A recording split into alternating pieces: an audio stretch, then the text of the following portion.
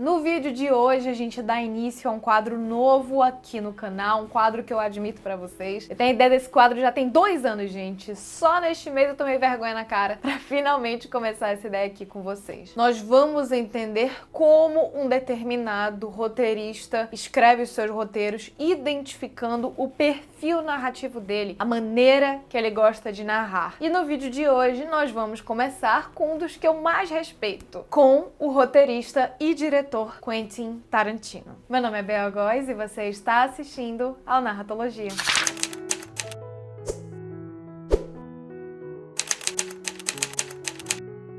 Vamos lá, gente, vamos começar com uma explicação do que é esse quadro, do que vai ser esse quadro, né? A partir dos principais filmes ou a partir das principais séries, né? Enfim, quem disse que eu vou pegar só roteirista de filme? Eu vou fazer uma análise desse roteirista, vou fazer uma análise desse, enfim, pode ser diretor também, desse roteirista, diretor, como é o caso do de hoje. Nós vamos encontrar os principais recursos narrativos que este roteirista gosta. Então a gente vai entender por que ele escolhe o tipo de narrativa, se é clássica, moderna, contemporânea, como que ele gosta de fazer os personagens, como que ele gosta de construir diálogo, quais temas ele gosta de trabalhar, como que ele mistura tudo isso de uma maneira que fique boa, que fique muito boa no caso do nosso de hoje. E os filmes que eu estou usando para fazer este vídeo, os filmes que eu não só assisti, mas também analisei para fazer este vídeo são Kill Bill 1 e 2, Cães de Aluguel, Django Livre, Bastardos Inglórios, Os Oito Odiados, Era Uma Vez em Hollywood e, obviamente, Pulp Fiction. Obviamente, eu vou falar spoilers de todos esses filmes, não tem como eu fazer uma análise sem falar de spoilers sobre esses filmes, tá? Então, enfim, já fica de sobreaviso, não vou trazer nenhuma grande revelação de plot, mas se você se incomodar com o menor tipo de spoiler, recomendo que você assista os filmes e depois venha assistir este vídeo. E para que você não perca mais nenhum vídeo deste canal, eu recomendo enormemente que você se inscreva nesse canal se você quiser se tornar um crítico melhor, se você quiser se tornar um roteirista profissional, se você quiser entender melhor sobre narrativa audiovisual. Eu não sei o que você ainda não fez, que você ainda não se inscreveu nesse canal e ativou o sininho.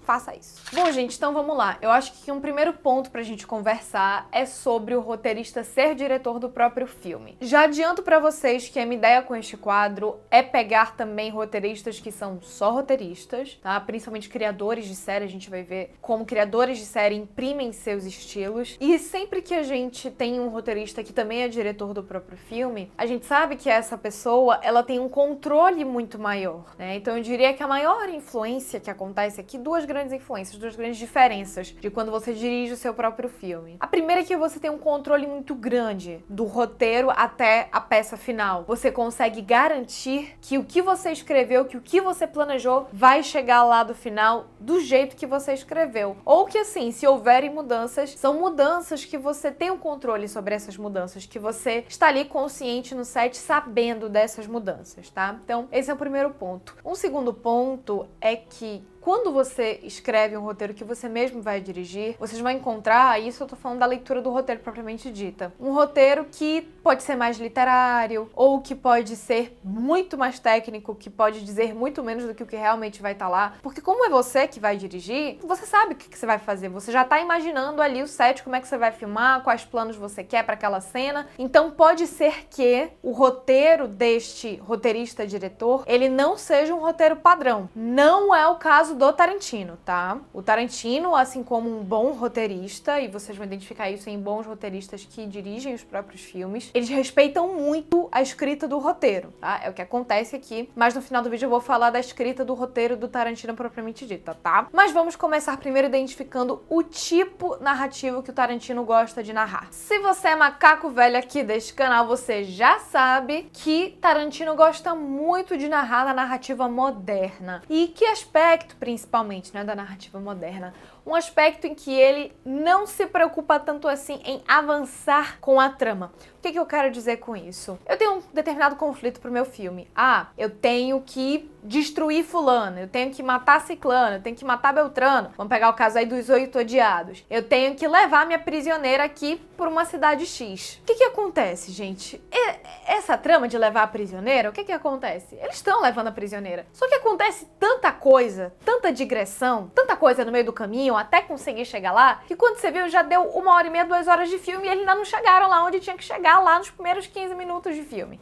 Isso é uma característica clássica de narrativa moderna, né? Eu estou muito mais preocupado em explorar os meus ambientes, explorar o meu universo, em explorar os meus personagens, do que de fato avançar com a trama, tá? E percebam, por exemplo, no caso de Django Livre, como a trama fica em segundo plano, né? Vamos lá, o Dr. Schultz encontra Django e eles têm um objetivo principal de assassinar 3 feitores. Tá? Esse é o objetivo principal deles no início, que é dado ali nos primeiros 15, 20 minutos de trama. Se fosse uma narrativa clássica, beleza, eles teriam ali 1h30, 2 horas de filme pra matar esses 3 feitores. Mas não é. Então o que acontece? Com 40 minutos de filme, eles resolvem o conflito central do filme e eles arranjam outro conflito pra resolver que não tinha nada a ver com o conflito anterior. Outro aspecto de narrativa moderna, tá? Introduzir personagens relevantes pra trama do meio pro fim do filme. Tarantino adora fazer isso e é mais um aspecto de narrativa moderna, né? E esse ponto eu devo dizer pra vocês que Tarantino foi muitíssimo influenciado pelo que a gente chama de Nova Hollywood. Tá? O que é a Nova Hollywood? São os filmes que foram feitos ali no finalzinho dos anos 60, principalmente anos 70, 80. O que aconteceu na produção desses filmes nos Estados Unidos? A gente teve uma influência muito forte de filmes modernos europeus, tá? A gente sempre diz que quem pariu a narrativa moderna no cinema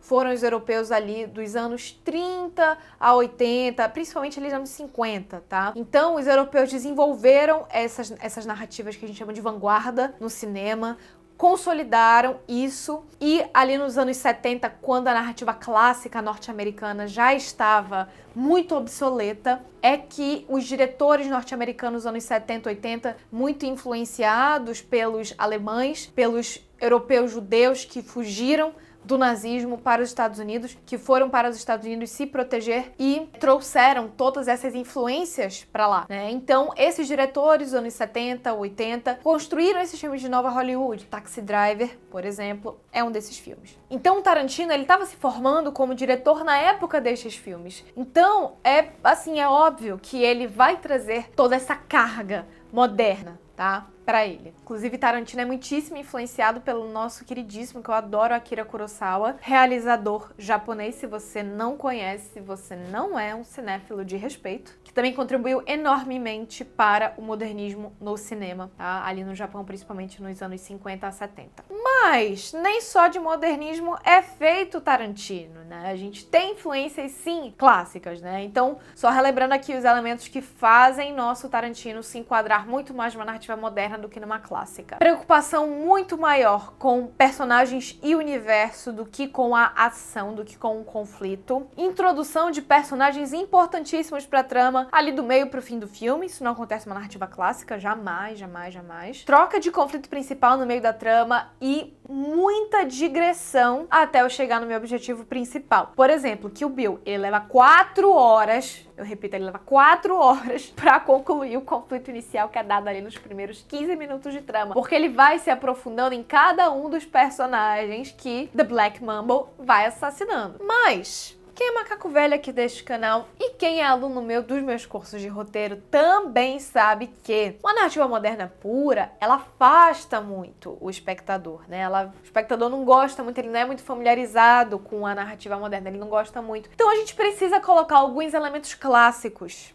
né, no Tarantino. Então a gente precisa colocar alguns elementos clássicos nessa narrativa para poder fazer com que ela ande, para poder conseguir avançar a nossa trama. Como que Tarantino faz isso? Antes de entrar nisso, eu preciso relembrar um elemento que eu acabei de lembrar agora falando isso para vocês, que também faz Tarantino se enquadrar no moderno. Bagunça cronológica. Nem sempre Tarantino está preocupado em contar as coisas na ordem cronológica em que elas acontecem. Por exemplo, em Pulp Fiction, isto acontece muito, tá? Isto acontece muito em Pulp Fiction. Ou até mesmo quando a gente tem um filme tipo Era Uma Vez em Hollywood, que às vezes eu entro numas viagens que na realidade não são a ação do filme, não tem nada a ver com a ação do filme. Eu tô puramente explorando o meu personagem ali numa determinada situação. E Era Uma Vez em Hollywood, quando a gente tem aquele excerto que é sensacional, aquela cena é maravilhosa. É uma cena com o... Gente, eu esqueci o nome do personagem. Ai, eu esqueci de anotar também.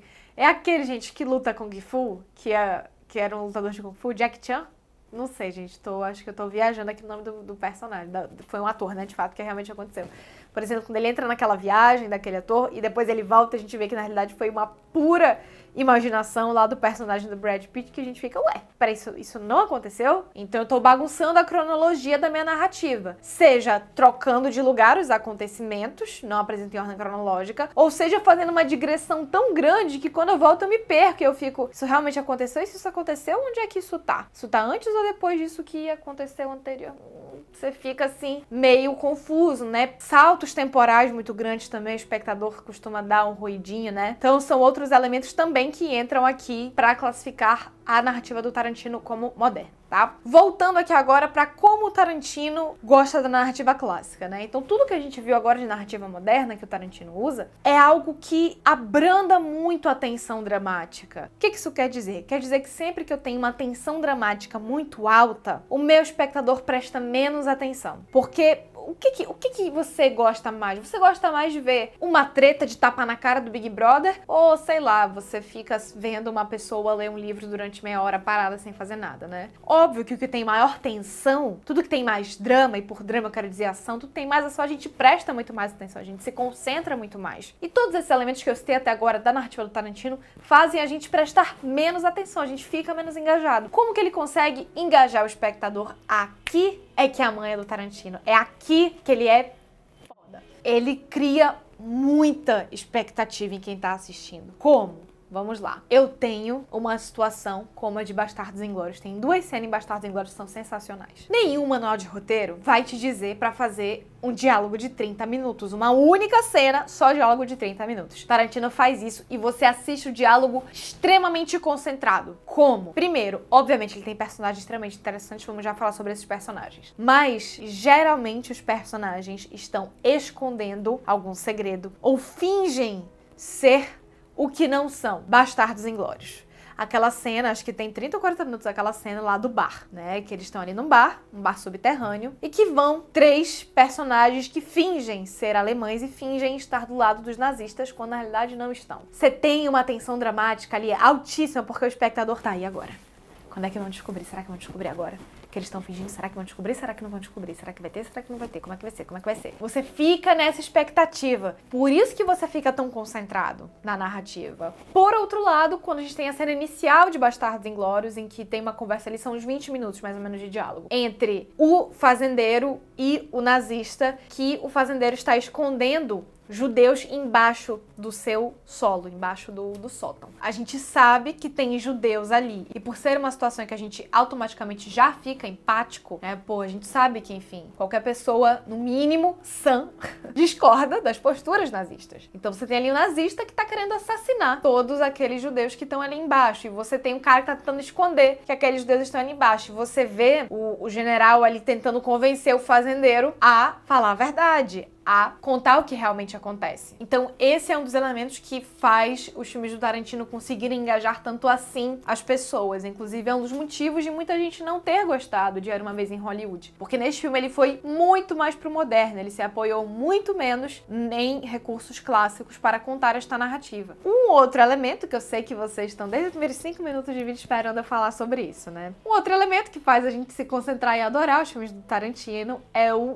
gore. O gore, gente, ele realmente é muito mais comum em filmes de terror. Tem alguns filmes, né, de ação e o gênero gore, propriamente dito, ele sempre foi considerado de filmes B. Uma coisa meio chula, sabe? É algo que é puramente pra chamar a atenção. E o Tarantino, ele faz justamente isso. Ele é muito sagaz. Porque ele sabe que pra contar o que ele quer, que pra explorar os personagens da maneira como ele quer e atingir um público muito abrangente, que é o que ele também quer, ele precisa exagerar. Quem me acompanha há muito tempo no Instagram, aqui no canal, sabe que eu estudo muito melodrama. O melodrama é o gênero do exagero, né? O excesso. É tudo assim, extremamente exagerado. Então, assim, não é, eu vou cortar o pescoço e vai escorrer sangue. Não, vai ter sangue, né? Tipo assim, eu vou espocar os miolos e vai sair cérebro caindo pelos cantos. Gente, aquela cena em Pulp Fiction que o John Travolta, ele atira sem querer no cara que tá atrás e explode miolo e cai miolo na cara dos personagens e eles ficam se limpando e o carro fica estupidamente sujo de sangue. É isso, é estúpido, né? É muito estúpido. Então, quando a gente tem um elemento tão, digamos assim, baixo, por baixo eu não tô dizendo que é ruim, tá? Mas um elemento que, assim, que atrai tanto a nossa atenção que a gente não tem como não prestar atenção naquilo. Junto de tantos elementos modernos, a gente presta atenção, a gente fica engajado, a gente gosta. Porque a gente fica nos 30 minutos de conversa, Bastardos Inglórios, fica 30 minutos ali, na tensão, na expectativa. Aí vão descobrir, não vão descobrir. Vai estourar, vai ter miolo, vai ter sangue, vai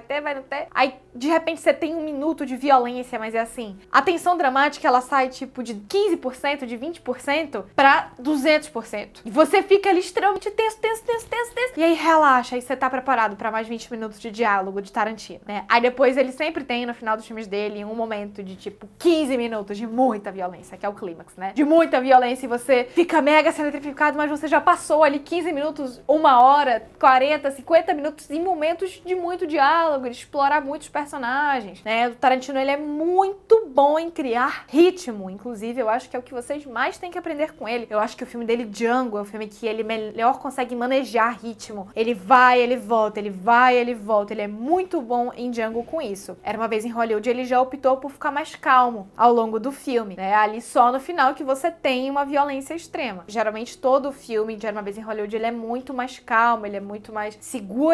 ele segura muito mais a expectativa. Diferente de Kill Bill. Kill Bill já é um filme que é muito mais ação, e gore, sangue, vai, né? E eu esqueci de falar, inclusive, da influência western dos filmes do Tarantino, né? Agora entrando em tema e gênero. E a violência pela violência, gente. Como ele mesmo já disse em várias entrevistas, ele não tem assim, porque o mundo se tornou muito... Não, é tipo assim, é pelo entretenimento mesmo, como eu falei pra vocês. É baixo, é o visual, é o excesso, é excesso pelo excesso, é efeito pelo efeito, né? Ele tem essa característica do excesso que nos lembra muito melodrama nas narrativas dele, quando ele faz essa violência estúpida. Ai, que a gente adora. Eu adoro. Eu amo Tarantino, né? Como você já deve ter percebido, essa análise não é nada imparcial, tá? Why do you like making violent movies? I think it's good cinema. I consider it good cinema. Então o tema da violência ele é muito presente, né? Não é à toa que ele ascendeu muito com Kill Bill e Pulp Fiction. São 2 filmes bem violentos, né? Kill Bill, então, nem se fala. Aquilo ali é completamente sanguinário, aquele filme. Muitíssimo influenciado. Todos os filmes do Tarantino têm uma coisa western. Todos eles têm uma coisa western. Mesmo Era Uma Vez em Hollywood, que não se passa num período western, que se passa numa grande cidade, ele mete os atores atuando num filme western. Aí não dá. Né? Ele gosta muito de western. E western tem muito essa coisa de você acertar contas, fazer justiça com as próprias mãos. A justiça ser algo muito instintiva no western. É algo muito, você matou fulano, beleza, eu vou te matar. Você roubou minha vaca, eu vou te matar. Aqui a justiça é cada um que faz sua justiça. Aqui é um pouco terra sem lei, né? Então Tarantino se inspira muito no western por conta disso. E ainda falando sobre essa questão da violência, quando a gente tem esses elementos gores e mostrar esse excesso de sangue e de morte, de partes do corpo voando, e mata cavalo, e o cavalo cai em cima do cara, e enfim, essas coisas bem estúpidas que são feitas, né? A gente trabalha no regime do obsceno, né? E o obsceno, ele é algo sempre a ser um pouco evitado, né? Na narrativa clássica, no drama puro, porque o que acontece? Obsceno, na origem da palavra, significa fora de cena. Quando a gente começou a contar a narrativa no início da dramaturgia, lá nas tragédias gregas, a gente sempre deixava fora de cena essas coisas violentas. A gente sabia que elas tinham acontecido, mas a gente não via pessoas matando, cenas de briga, de violência, a gente não via isso, porque isso era considerado obsceno, era considerado muito feio, tá? O obsceno é o que fica fora de cena, né? E o Tarantino, ele traz pra dentro da cena e a gente adora. Essa que é a verdade. A gente fica ali vidrado, porque é isso, é drama puro, é exagero, é excesso, a gente se concentra naquilo. Já falei tudo que eu tinha pra falar de estrutura de recurso narrativa que o Tarantino gosta, faltou eu falar de personagens. E por personagens de Tarantino, um primeiro elemento aqui pra vocês. Não esperem transformações de personagens.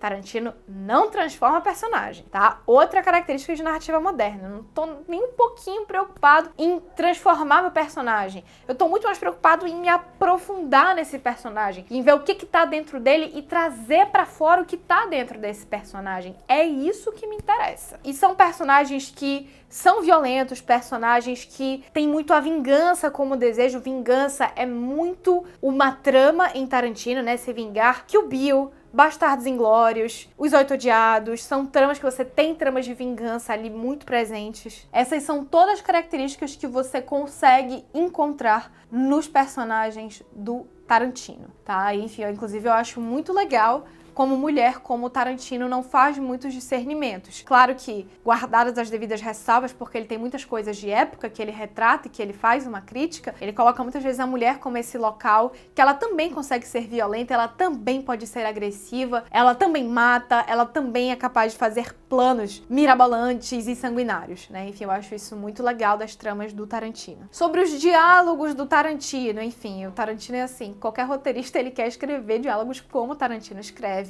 né? Ele foge muito de uma regra que a narrativa clássica preza, que é o quê? Você só ter diálogos sobre o que interessa para a narrativa. Como o Tarantino tá muito mais preocupado em explorar os seus personagens, em explorar o que eles têm a oferecer e ver o que tem naquele psicológico, naquela psique daqueles personagens, as camadas que eles têm a oferecer, ele foge muito, ele faz muitas digressões, inclusive no diálogo. Ele fala sobre questões banais. Só que como a gente tá muito interessado porque, primeiro, ele dirige muito bem seus atores, então os atores são interessantes, às vezes são exagerados, são meio caricatos, a gente se interessa muito pelos personagens, são personagens muito interessantes, e porque por trás do diálogo, a gente tem uma expectativa muito grande. Quando ele faz diálogos muito longos, percebam, sempre tem alguém fingindo ser alguma coisa, sempre tem alguém escondendo alguma coisa. Então você fica ali vidrado no diálogo porque você tá na expectativa de, será que aquele vai desvendar? Será que é aqui que o personagem vai vacilar e vai perceber que vai ser desvendado o negócio? Tá? Então é muito com base nisso que o Tarantino constrói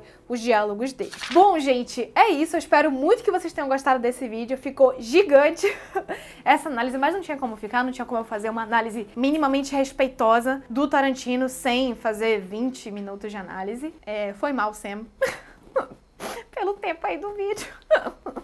Espero que vocês tenham gostado. Não se esqueça de se inscrever no canal. E eu esqueci de falar uma coisa muito importante. O estilo de escrita dos roteiros prometi lá no início do vídeo. Olha aí, já tô moderna, já tô esquecendo, tô fugindo do conflito. O Tarantino, ele dirige muito nos seus roteiros. E é algo que é muito legal porque você tem uma direção que é muito cautelosa, muito minuciosa do Tarantino, né? Obviamente, ele é um excelente diretor. Ele não conseguiria fazer tudo isso se ele fosse um diretor ruim. Se ele fosse só um roteirista bom, não ia dar certo. Ele é um excelente diretor. Isso corrobora muito pros filmes dele. E nos roteiros dele, na escrita dos roteiros dele, além de diálogos longuíssimos, roteiros gigantescos, gente. Vocês sabem que quem é aluno meu do meu curso de formatação de roteiro, que inclusive está com inscrições abertas, se você quiser aprender a escrever um roteiro de cinema, basta que você clique aqui na descrição do vídeo. O Tarantino, gente, ele escreve roteiros de tipo 180 páginas. Sabe o que é 180 páginas? 180 páginas, gente, são 3 horas de filme.